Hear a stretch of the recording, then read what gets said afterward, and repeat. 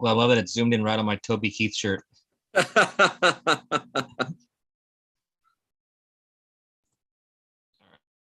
It's just a close up of me in hell with Toby Keith shirt. That can't be good. I understand that I represent myself a certain way on the show, but it is a bit. Please don't read into everything that points to the contrary.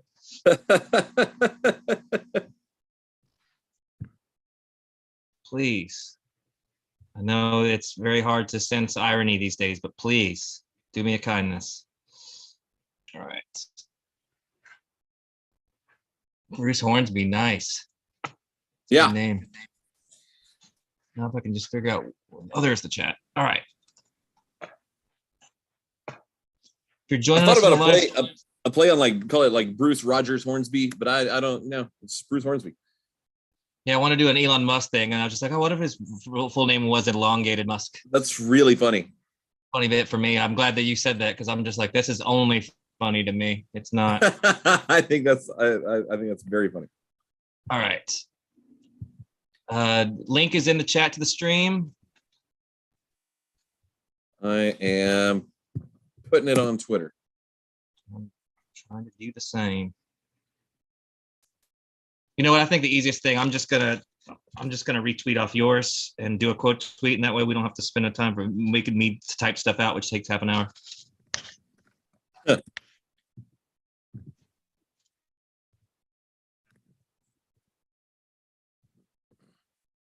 Very entertaining stuff. Got it. Nice. I'm on it now. Twitted it. So yeah, so if you're tuning into the stream, you're getting some exclusive content. It's how the sausage is made, as they say. Yeah, and it was, and no surprise to anyone, we're winging it as always, and it's. yeah. That's what I think. I think at some point it's improv. It's improv radio. That's our new niche. Yeah, that's exactly that is our new niche, and except if yes, and we know, but we just having derail each other. Done improv. Yeah, that yes and is very funny. I actually Kami and I did improv like together at like a local like tiny theater, and I basically stopped doing it because it turns out that I would make jokes and it made they were somewhat at my wife's expense, and so I'm like, I'm a jerk on stage, so I don't do it anymore. You just immediately throw it under the bus. I didn't think that I did, but there were a couple times where like, yeah, I guess I could see. And I can't remember. This is such a good story that I can't remember any specifics. I'm sure she could, but thankfully she's not here right now. Yeah, the problem with improv is I'm extremely good at it, but I don't respect anybody else's sense of humor. So where I want to take the bit, it's the opposite of like what you're supposed to do in improv. You're supposed to like organically let it go, and I'm just like, no, what I'm doing is funnier. So like I just don't play well with others. So that's just my ego. But yeah, I can come up with stuff on the fly, but if I don't like any way that you're going with it, I immediately get upset. And I can't yes and. I actually do no but. I'm like, no, but back to the thing that I was doing before you came in and ruined it with your dumb taxi driver character or whatever. I'm like, go back to the thing I was doing with the devil. Obviously the devil or a ghost is involved. Yeah. All right. Let's start this episode. If you're tuning in, welcome to hell, literally. I'm Elongated Musk. I just bought Twitter, and I'm looking to buy TikTok, but the Chinese are holding out. I am Bruce Hornsby. The range is somewhere around here, milling around the property. Bruce Hornsby. Now I want to kind of change mine to like Jack Flute, and it's just a foot. dumb pun. All right. Let's do this episode. You can. As soon as the robot cues you in. Yes, it is, and this is Lima time. It's episode 174. My favorite thing is trying to realize like what phrase will be said that will make it the episode title. Like every now and then, like you'll say something or I'll say something. I'm like, I bet that's what it is, and that's not it. And then a few minutes later, I'm like, ooh, I bet that's what the episode title is. So usually, within three, You're pretty good. You're pretty good at it. Yeah, I actually go more with like a theme, unless we say something that's a good play on words or something. I'm usually just like, oh, this is what we talked about. This is funny. But Yeah, I don't know. I love it. It's so the season is all of what, 10% complete. There's only 90% of the season left. So obviously it is time to panic, and the season's on the verge of being lost. Nice win last night. Odorizzi obviously listened to the show and was like, "Oh crap, they're right. I cannot be expected to go to the bullpen and take an hour to warm up. Like I need to get my crap together."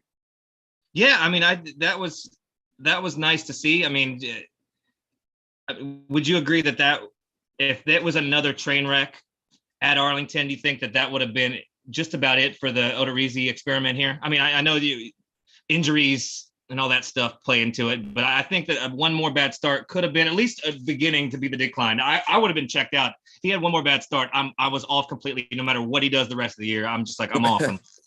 Yeah, no, I mean, I think with how, and not that the Rangers are bad. I mean, they spent and God bless them, they could totally embrace being bad, sort of like Oakland has done. But they spent a crap ton of money on Simeon and Seager, and I respect that. I think there are some ways in which that spending money on free agents doesn't make a whole lot of sense. But those are long enough deals, and the Rangers farm system, at least I at least know a Rangers prospect. Like I think like Jack Leiter, I know he's legit. And honestly, you've had this ballpark this is your third season in this ballpark, and it's time to put people in the seats. And so I'll never respect the Rangers as an organization, except for Eric Nadel, who is a goddamn national treasure. Yeah, they correct. No, I mean, I like that they decided it's time to spend money. And the Adolis Garcia, there's still no reason to pitch to that guy. I don't care if he's hitting 161. Like, that dude can put it in the seats at any moment. So, whatever. For sure. He's a stud, and he's also, he's looking to take the reins from Albert Pujols into who destroys the Astros.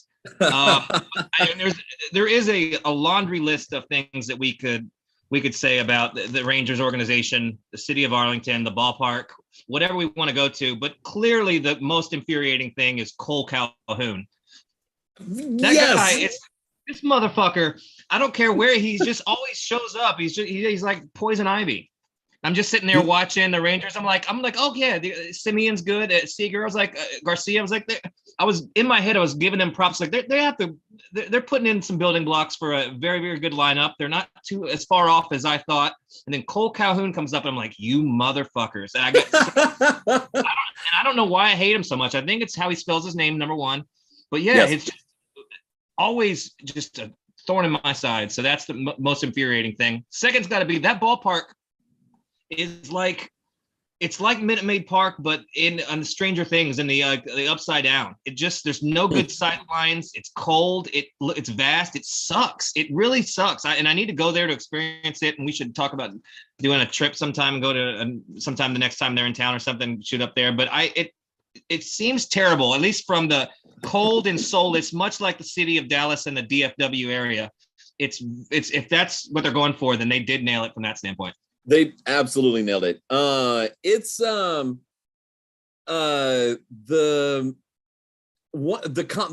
the most comical thing is how high up the press box is. Like it's such a weird, terrible angle that it's so funny. And like McTaggart tweeted, like Altuve was running on the base paths, and he's like, here's the view from the International Space Station. And I thought that was really funny. And then I think I tweeted like he's so high up, like the dugout camera shows it's just like 3 raccoons on top of each other, like running around. He's just so one of my favorites. I will laugh at that no matter what. If people are raccoons in a trench coat, it will always be hilarious. Yeah, Blum and Callis were going on about it, and Blum's like, I hate heights. He's like, I've been sitting back far away at the desk, like it's like a slightly uncomfortable for me. That is ridiculous. Why would that make zero sense? There's a bunch of stuff like that. There's like rows of seats that are on top of a wall. It's just like 2 rows. It just looks weird. Everything about it's weird. The table's behind home plate, and that little whatever that section is where the expensive seats are, there's just like picnic tables. Yeah, that's the thing.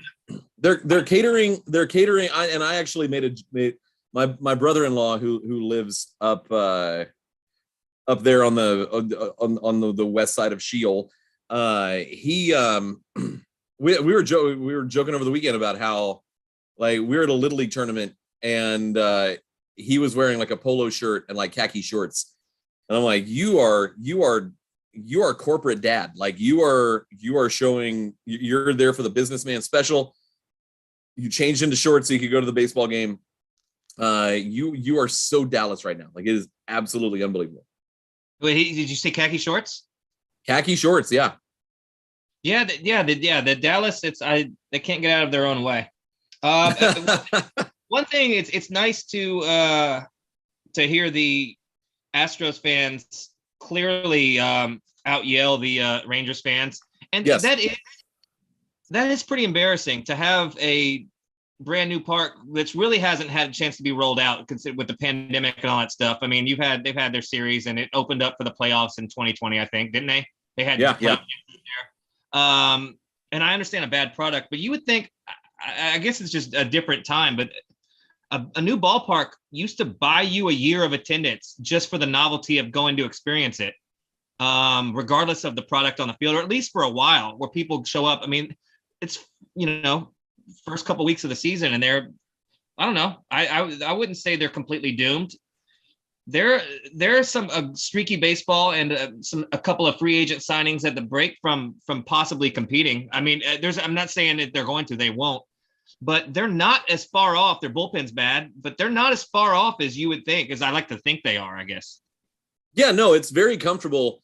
and after the first few years of the Astros being in the AL West, when the Rangers would get a good 20% of their wins against Houston that season, like it was very comfortable to scroll down on the standings and see that the Rangers were 25 or 30 games back, and that's been comfortable. And I think those days are probably over, at least for a while, where you kind of roll in. I don't know that you could ever roll into Arlington, but the rivalry games I don't know that they mean as much and they don't, obviously they're professionals. Like it's not like a college rivalry game or, there are rivalry games, but everyone like gets along. I mean, you want to win every game, but I think the Astros Rangers thing means way more to the fans than it does the actual players. And that may be, and there may be some exceptions where, it's Dodgers Giants, where they're both really good and they're both like neck and neck. Yankees Red Sox. They say, like LA and San Francisco, the cities hate each other. So and it's a fierce rivalry. Blood has been shed. People have been blinded and killed or whatever has happened. They're out there all the time.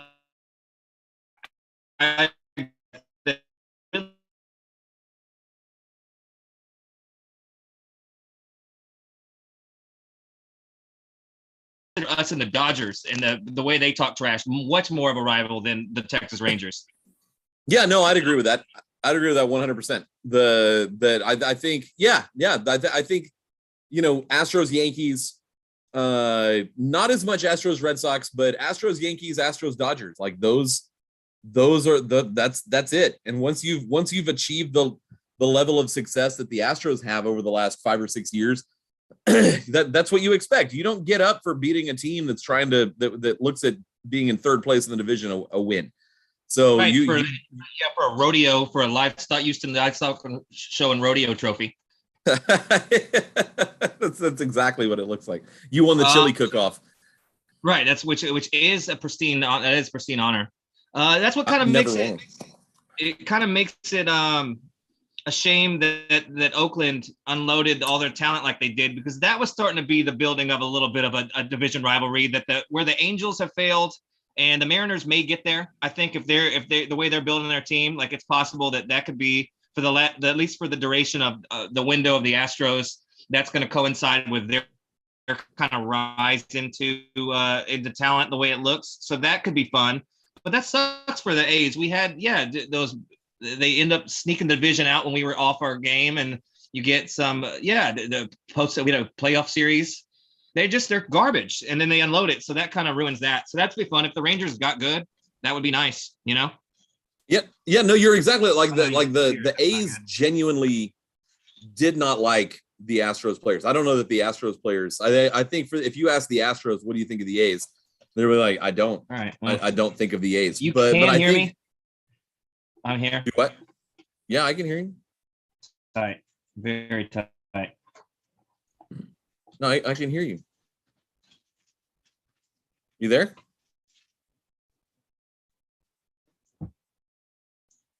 It's always coming up roses on Lima time. We good?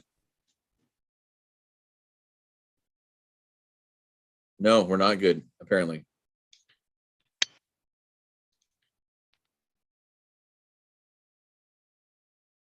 Well, anyway, so the A's, yeah. No, the A's care more about, I think the A's cared way more about the Astros than the Astros did about the A's. But I think that was starting to change a little bit just with how intensely the A's would play the Astros. Well, the other night I was talking to our good friend Diane from our favorite podcast, Rock the Cash Bar. It was our official sponsor last week. Yep. And I accidentally had it on the Rangers broadcast, and she was telling me that the announcers had pure disdain for the Astros, and that they were like, it's very hard to say anything nice about the Astros, and they basically were begrudgingly complimentary of Jeremy Pena.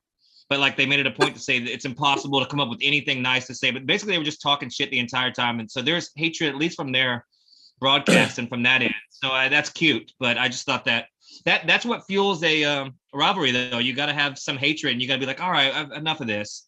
So maybe they can drag us down to their fight, but at least I know that there is hatred. I guess every club in the entire league is gonna have that hatred for us anyway. So it shouldn't be a surprise. But I thought that's funny. They're just like, oh, it's impossible to say anything nice. I just can't bring myself. But Jeremy Pena is a nice little player. It's just like, all right, man. Ribs, it's just like chewing razor blades to even call this game. I should forfeit my salary. But absolutely like Aaron Judge's hurt stomach about when he heard about us cheating, which is so sick. So sick to his stomach. Sick to my stomach. Yeah, he lost my MVP, and we weren't doing anything wrong. Crazy.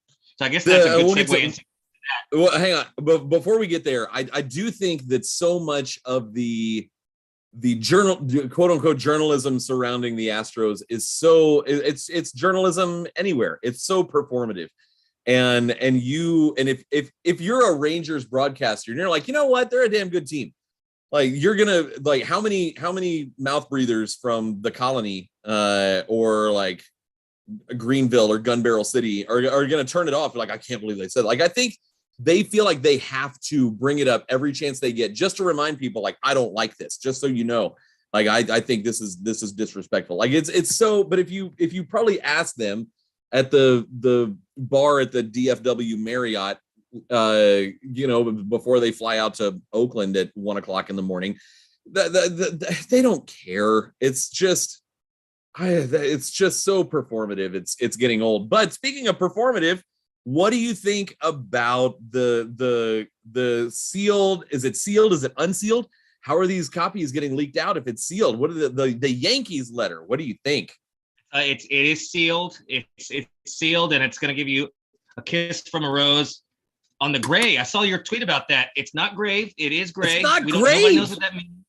It's gray, and they're talking about the aliens. But yeah, it's nothing surprising there. One thing that was surprising to me, and I know that a bunch of our listeners, shout out to Craig, is going to just light up when I say this, but I was actually surprised when reading Passan's tweets about it. I was like, it almost, my take is as consistent as it always is. Everybody cheats. I'm tired of us talking about it. It's dumb. I don't even want to. I don't care that the Yankees did it. We know they did it. We cheated. Everybody else cheated. I want to just play baseball and not talk about it. It sucks that we're talking about a thing from 5 years ago that when we're still talking about it. It's nuts to me. I know it's some vindication or just to have the Yankees, just to have it on record what the truth is. That's nice, but it doesn't.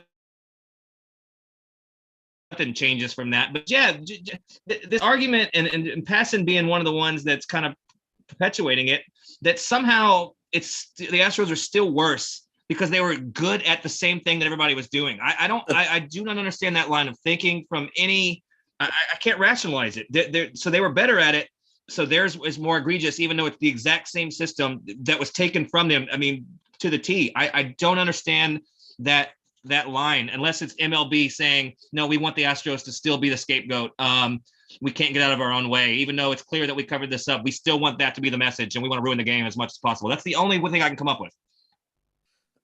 I think it's interesting because I did read the Andy Martino article, quote unquote article, in was it Sportsnet New York, SNY, and it's so funny to read like what's in the Houston Chronicle compared to what Andy Martino wrote, and it's sort of like nothing. And it's sort of what we've been talking about, because we've been saying for a couple of years now, like at some point we're going to find out that other teams were doing the same thing, and we're going to find that out like for real, like it's going to be, it's not conjecture, it's not speculation, it's not anything but absolute proof that other teams were doing what the Astros were doing. But by the time all that comes out, no one's going to care anymore. And the Astros, everyone's just sort of set like Astros are the bad guys.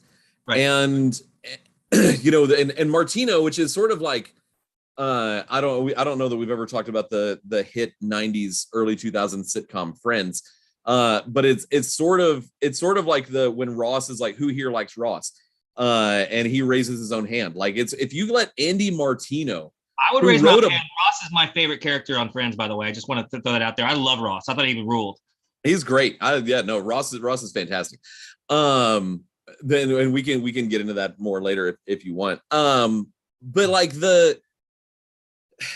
having Andy Martino, who wrote a book about the Astros cheating, and letting him try to position himself as a journalist, the article was like, or the tweet that led you to the article was like, here's the Yankees letter with context, and the context was, yeah, it was bad, but it was not as bad as the Astros, and it's just so exhausting, and it's annoying, and it makes me want to not consume the game for the way that I once did. Like it makes me think like this whole thing is complete bullcrap. But if you think about it, Major League Baseball has favored New York and New York teams, and that's going back to when the Dodgers were in Brooklyn and when the Giants were at the Polo Grounds. Like it's not a coincidence that the Golden Age or the Golden Era committee that votes on those like 1950s, late 40s, 1950s, early 60s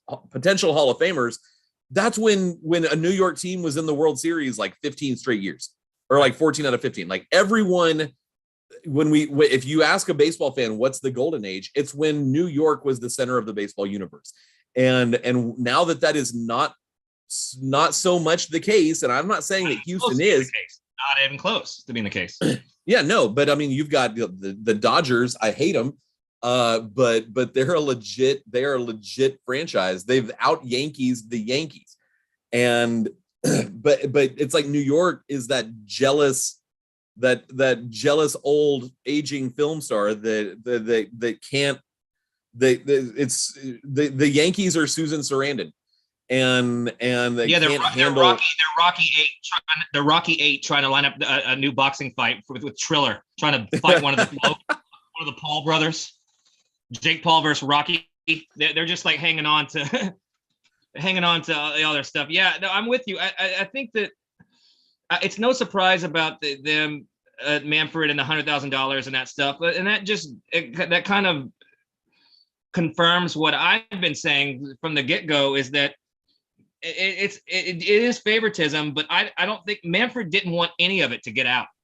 Right. I'm not making excuses for him. Manfred sucks. He's the worst, and they're running the game into the ground by perpetuating this cheating narrative that they keep pumping out there to avoid talking about other stuff that we can get into, like the issue of different baseballs and the issue of all sorts of different stuff that they can't do to to just make the game better. But they're just, for some reason, their PR department wants to just keep talking about the cheating, which it was so long ago. I guess with the Yankees makes it more relevant to talk about again. But yeah, Manfred did not want it to ever come out, and his hand was forced with the Astros. He should not have done what he did. But I can understand what the line of thinking is. Like, it's the World Series. I have to address this. I have to talk about it.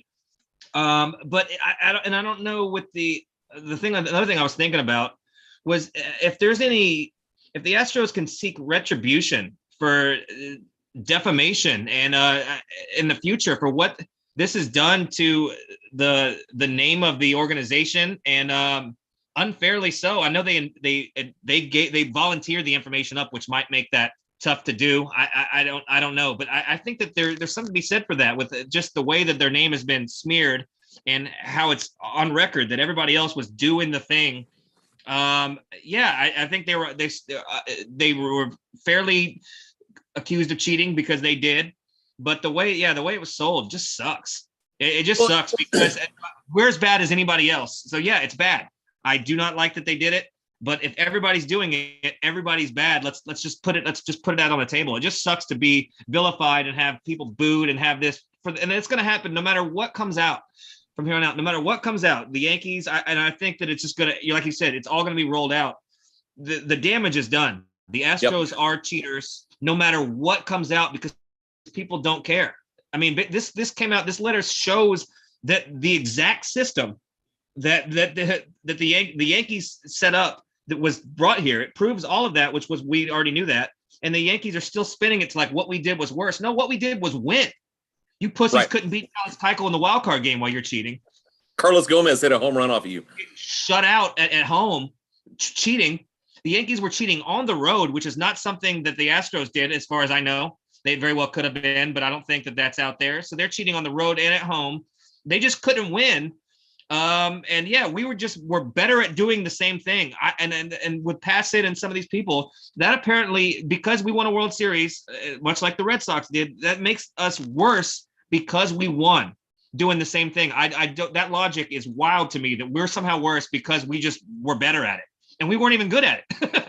So we just won. We weren't good at the cheating. We just won. So it's wild to me. So that's about all I want to put on it, because I don't want to keep talking about it, because we're perpetuating by having to address it, but it had to be said.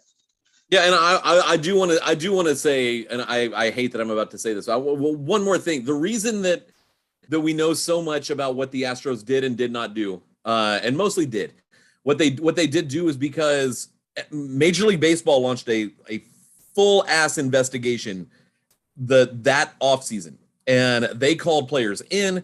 They looked through emails, they looked through Slack chats, they're looking through text messages. Like they basically, like, the Astros walked in for a workout and Chris Hansen's there is like, why don't you have a seat? And that's funny. No one, like, Rob Manfred is not calling in every member of the 2016 Yankees. Like, it's not the same investigation.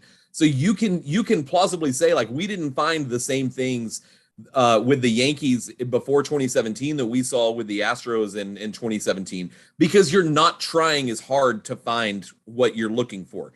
And you do, and and so of course you're able to put layers on what the Astros did, because every single one of them was promised immunity and was probably on some level promised I don't know about clemency. Well, I mean, immunity and clemency are sort of the same thing, but I don't know how many of the Astros went into that investigation thinking, I'm going to talk, and my career, my perception north of Madisonville, Texas is going to be absolutely ruined. Yeah, Centerville. Is it Madisonville? Is there one in Madisonville? Oh crap! Now I don't know. There's doubt in my mind. Shout out to Buc-ee's anyway. We love it. Yeah, no, you're right. But I mean, it's of course Astros fans are going to defend the team to the death because we've just been straight up attacked for 3 years in a row, or I guess 2 years and change. But like we don't know the same level. We don't know as much about what the Yankees were doing and the Red Sox were doing. With Alex Cora. the following year, and they won the World Series Right. before any blowback about what he did the year before in Houston. Like, we just don't know, because no one, like, Major League Baseball is not interested in getting that in depth. And it's so irresponsible to consider yourself a journalist and say, well, the Astros did something way worse, when all you know is what the Astros did, and no one's telling you what the Yankees or Red Sox or Dodgers or Brewers or Cardinals or whoever did. No, it's all, but it is all out there. I mean, I'm no sleuth. I didn't go to night school to get my whatever the thing, what are the people called, the special investigator. I'm not Dog the Bounty Hunter, so I'm not solving crimes here. But all the pieces are there to tell you exactly what happened in Boston. All the characters are there. I don't know if you want to talk about Rico. If they have some sort of Rico with with baseball, you get Cora and Beltran. The guy. I mean, I can tie it all together. You give me, granted, you might be in my storage shed like True Detective, and I'm making swans out of the beer cans I've been drinking, like Matthew McConaughey, and you just see a map of just psychopath stuff.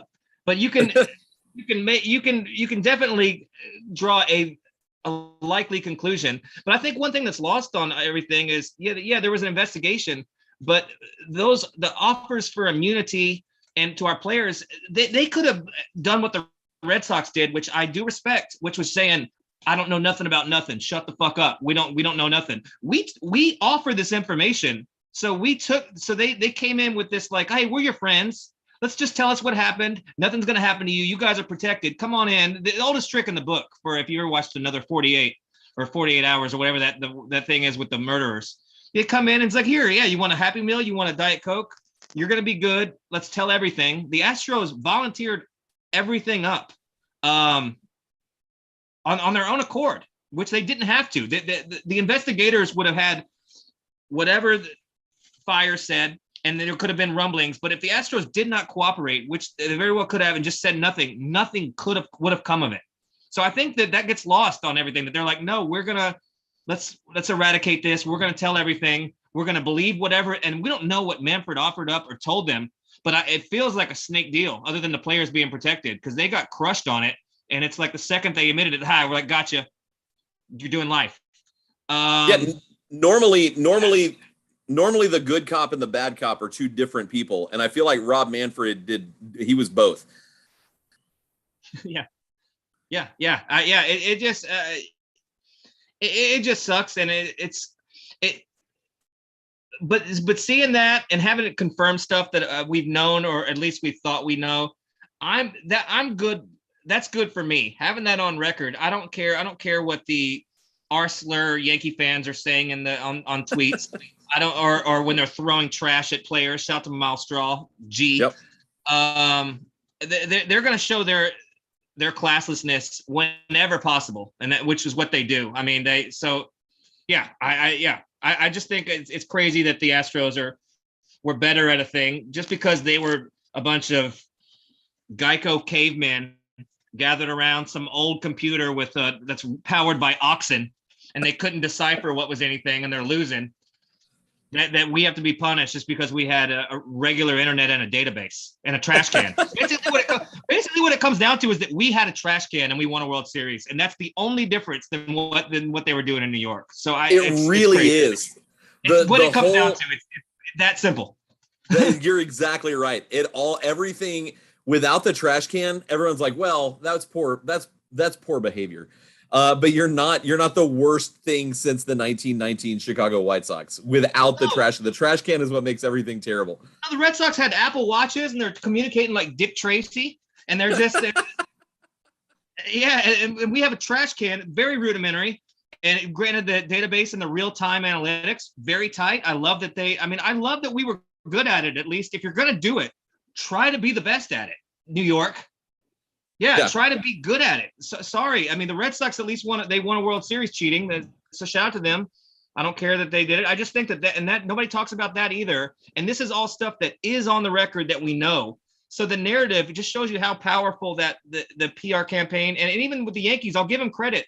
Having Martino roll it out like that, very good to keep with the narrative of what's going on. Their PR team is good, and the Astros PR team, awful. I thought crisis wise didn't, and I don't know what was, what was negotiated or what they were supposed to say or not say, but they didn't do any damage control. They fell on the sword completely and didn't say anything other than Correa talking some shit, which is why we love him. That was it. No, everybody else was like, oh, even Altuve was like, yeah, he didn't even cheat. He didn't even say like, what the fuck? I didn't do any of this. If I got accused of doing anything wrong, I would absolutely go psychopathic and lose it. If I was accused of something that I didn't do, I'd be like, are you guys crazy? I mean, I couldn't even handle it. So there's something to be said for their class for how they've handled it and literally just gone and dealt with all this shit. Like, what a great group of guys. I'm sorry. I mean, yeah, they can be hated everywhere, but like, I mean, talk about pure class. Guys and even the guys that didn't cheat and have nothing to do with it are up there getting booed and looped into it. Like I could not one.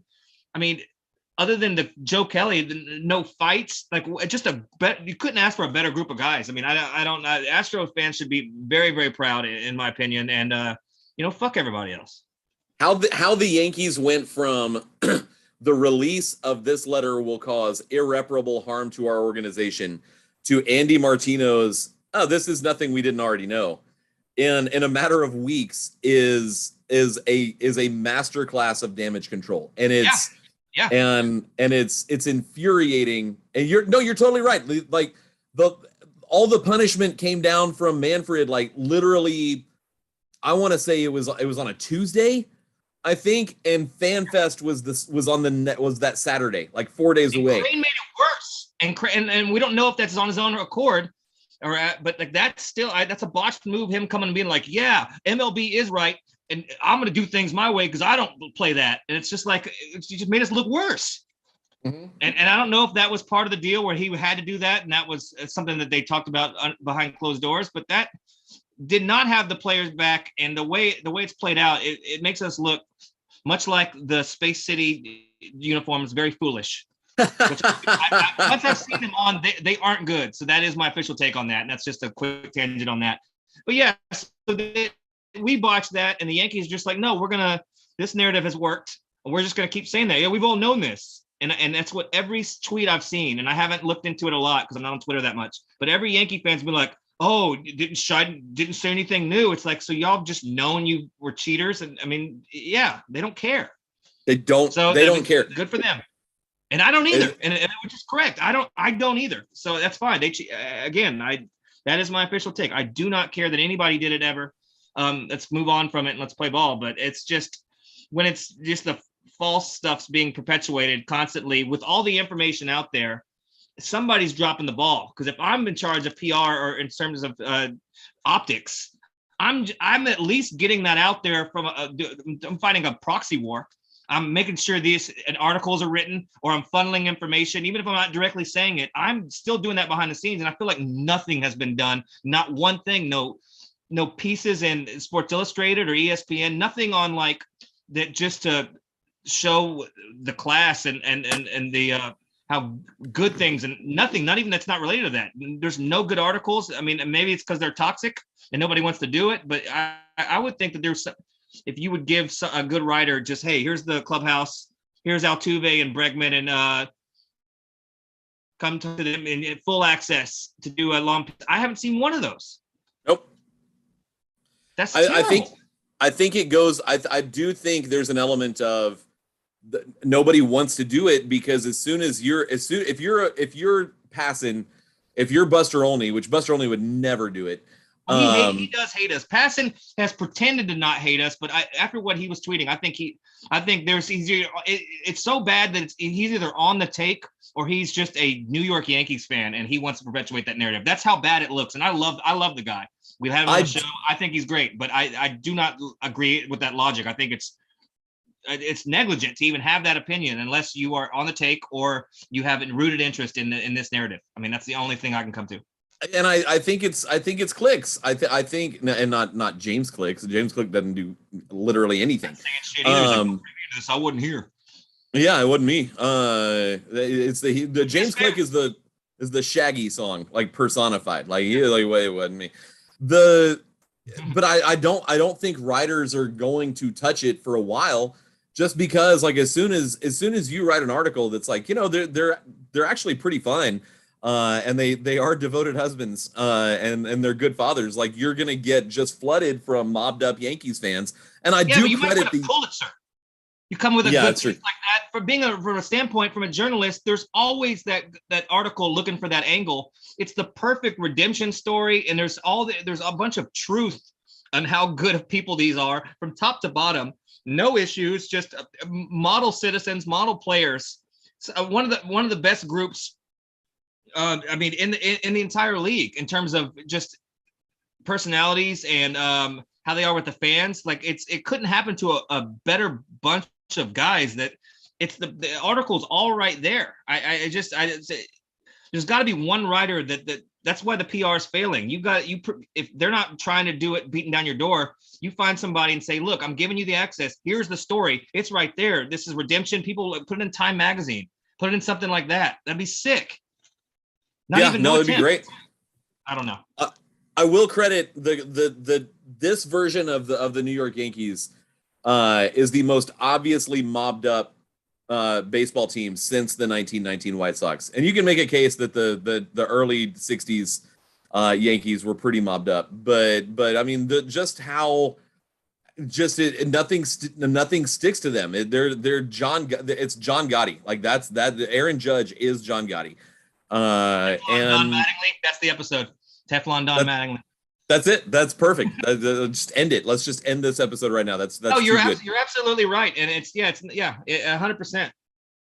They're terrible. I'm tired of them getting scapegoated though. Like there's all this stuff like, and I don't even care about the steroids, all this stuff that you point back at, but it does get annoying when they just skate time after time, and everybody else hates them too. It's not like we're just like, oh, but everybody hates them. And the narrative has been so strong against the Astros that people are just ignoring the worst, most vilified villain team in maybe the entire world, other than my Manchester United. Not even them. They're not. I mean, maybe they used to be. The Yankees are Dallas Cowboys, Los Angeles Lakers, New York Yankees are probably the three, other than the American sports at least. Duke Blue Devils. Shout out to Duke. I like a lot of bad teams. I think I'm just. I like them since I love Duke. Not bad teams, just like bad juju around the team. Because it's funny because like I even like the Lakers too, but it just shows that my true nature is bad and dark, is because all of those teams that I like from I was very little and very organic reasons. The Lakers, Nick Van Exel was my favorite player. Worshipped him. That's the only reason. Duke Blue Devils. I loved when Steve Wojciechowski would slap the floor playing defense. So I knew nothing about him. And then Manchester United, I loved Ruud van Nistelrooy because I played him on Winning 11 or one of those old soccer games. So it was like there's no no front runner in me, but it's all the evil teams. So shout out to that. I'm gonna have that's so funny because you're not like, well, it's Magic, it's Christian Laettner, it's Ronaldo or like Wayne Rooney. Like if you know Ruud van Nistelrooy. He's the man though. Ruud van Nistelrooy was the man. Like, so let's be very clear. But yeah, it wasn't anything crazy. Yeah, Nick Van Exel, I loved it because he would hit a three and he would shadow box down the court. I thought that was the coolest thing. Or he would do the reverse, raising the roof. He would do this. It was my favorite player, and he was like just a good point guard on bad Lakers teams. But yeah, there was no front running. So it's funny that I came to that conclusion. I had no idea who any of them were when I started rooting for them. But that's so funny. Shout out to the Devils. Shout out to the casino, the house. Shout out to the government. Shout out to shout out to Bill Cosby. I root for all the bad guys. So strike the last one from the record.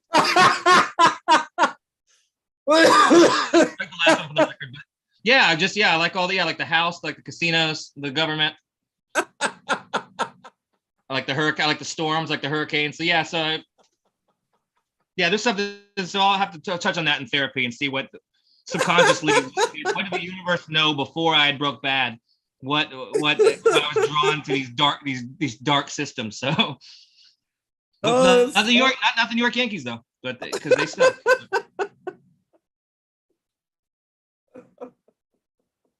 Yeah, CIA love them. They're great. The South. I'm not gonna say the South. All right, now that's a little too far. That's funny. All right, I don't have anything. I don't have anything to add. All right. Okay. So what's quickly before we go? That was a good talk. I think that wraps it up. Unless something else comes out for me. Everybody cheated. It's all bad. Let's play baseball. I don't care. I don't care that the Yankees. That's fine. We know that they did it. That's on the record. That's really all I needed. I was over it before. I'm still over it now. I think the best move is to not. And I tweeted this in the beginning of the year. Is just to not address it.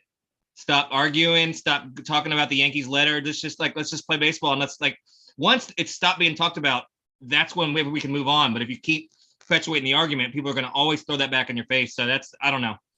So Yeah. that's where I am on that. But the team. So what are your you don't have to give it a grades. You do enough of that as it is. But like, what do you feel about the team? Because there's a few things that I think are very positive and that it all come together. And yeah, it doesn't mean anything because it's what the first 10% of the season. It's nothing.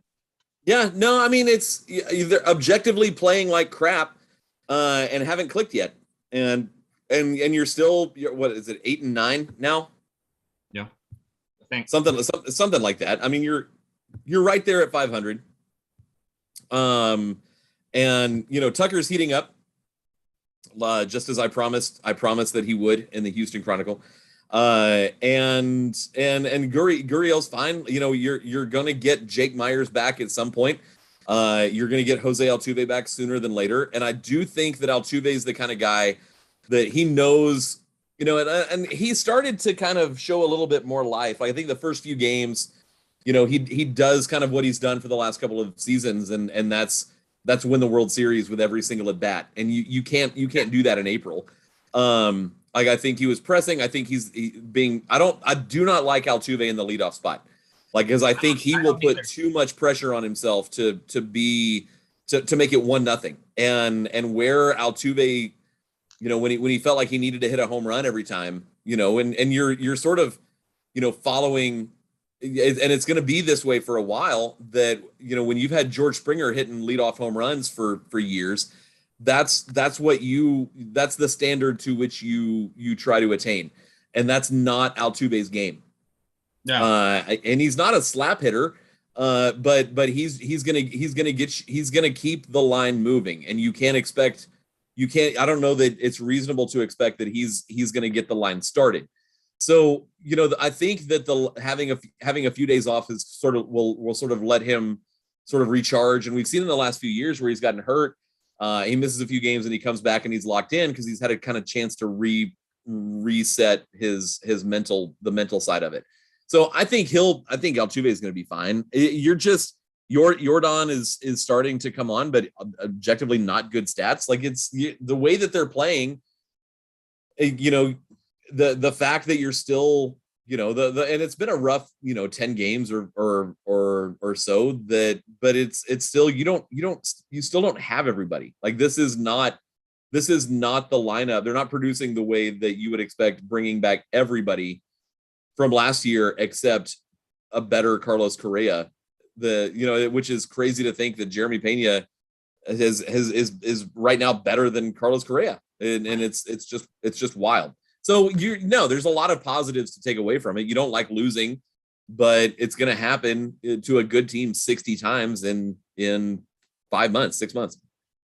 Yeah, I mean, I agree with I agree with all of that. I think if I want to play I wouldn't say even play, because I think that I lean on the optimistic side even when things aren't going bad. I'm a silver linings guy. I like to look at the positive. So one thing I think that it's fair to note is that that's a pretty tough schedule starting out. The Angels are a good baseball team. The Blue Jays are a very good baseball team.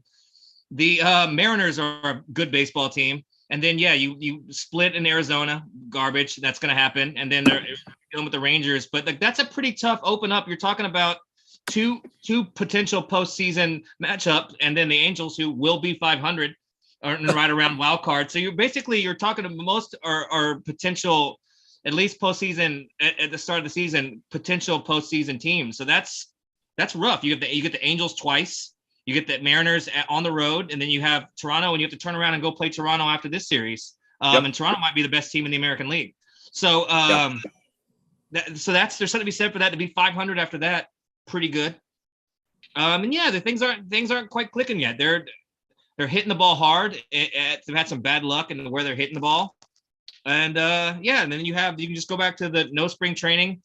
Pitchers don't have they're not stretched out yet, which they should be soon. And we'll get at them. I'm not worried about it. But yeah, so that's, and then Jeremy Pena, I'd like to see him. I think the way he gets on base and finds walks and it beats out plays or just errors. He needs to be hitting leadoff, or at least be considered. I know he's young and that's tough to do, but it seems like a quintessential leadoff hitter.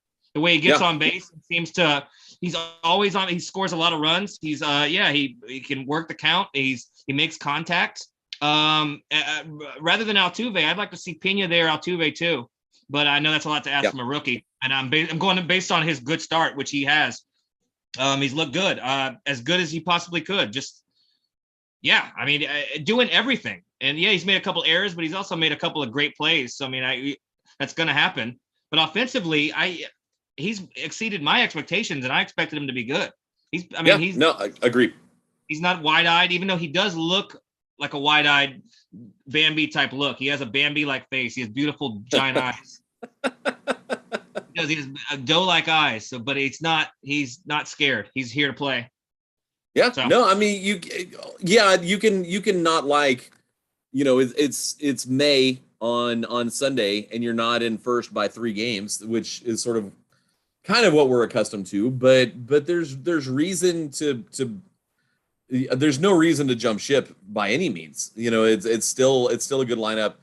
And to have, better or bounce back starts from both Framber and Odorizzi, it's good. It's trending in the right direction. They were both very, very good. Like, that wasn't just a good start. They're like, okay, you didn't implode. They were both as good as you can get a start. But Framber especially, it was just like, oh, thank God. Yeah. And yes, it's against the Rangers, but sometimes you need that slump buster where, you face a not great lineup and it helps you kind of get back on track and you carry that forward for the next, month or two. And that may be what that was for Framber. But basically you take at the major league level, you take success wherever you can find it, and you don't question why you had it. You just now you have that confidence that you can do it again. Yeah, and also like I thought that the Toronto series was exciting, but that was a series that could have gone. It could have been a sweep for either team. It could have gone either way. It was fun. That was exciting. I thought that was. It wasn't postseason level of tension because you can't replicate that. It's nuts. But playing a good team like that and a team that can go blow for blow with you, it's fun. 2 1-run losses in that series. Yeah. So that's fun. And like, I love that Toronto's on the come up. That's fun. That hopefully that they look like they are the team that, just the way they're set up. Like, I know the Yankees can spend as much money as they want, but that all of the pieces are there in Toronto, and you keep getting these free agent signings to make the team better. They look like they can dominate the East for a while. So that's fun. And the Orioles are on the come up, so come soon. So that's fun to shake up things in the American League. But yeah, I mean, the Astros still win the division. I'm not worried.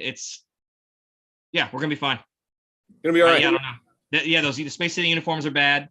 They look stupid on. And if you like the hat and you wear it, please rock it. I'm not making fun of you. I just don't like them. That's my official take on. Did you watch that game at all? They look kind of stupid on. I'm sorry. It just is what it is. I've already decided I like the hat, so I like it. It's one of those things. I'm stubborn enough. But I need you to at some point try on the hat and look at yourself in the mirror and tell me if it looks good on or not. Because that's what I did. I like the hat too, but then I put it on. It looks stupid on. So that's I'll have to go to Academy here and see if they even have them. Probably not. They will. So next time they were supposed to. Yeah, it was supposed to be spread out. This past on the 20th on Hitler's birthday. They were supposed to say, "Happy birthday, Hitler! We love you. We miss you." Yeah, we were supposed to.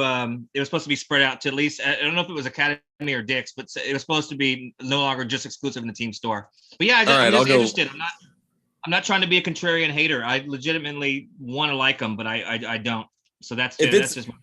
If the only option is a fitted hat, then I'm not getting it. But I need to wait until I can get one of the 54 40 year fights or whatever the Yeah, they have brand them all. is. They have them all. But yeah, try it on and just I'm genuinely interested to see if you. But try on the official one just on your head that has because it has the orange patch here, which makes it busier, and just the whole thing. Just see if you have the same conclusion that I did, because I think people thought I was doing a bit, but I really did think it looked fool. Like I love the hat. I'm like, that's tight. I went to buy it, put it on. It looked foolish. So anyway, Ghost Rose, Martino die in a fire, pass in, get it together, and I don't know. We're still the best. Everybody else is still the worst. Yeah. I was trying to think. Yeah. I was trying to think of the. It was a girls. It was usually they used to say boys go to Jupiter to get more stupider. So I was gonna say something about that, but I couldn't come up with it. But yeah, everybody else goes to Jupiter to get more stupider. Yep. Got them, owned them. If you're on the stream watching, we love you. We miss you. We'll see you around. Goodbye.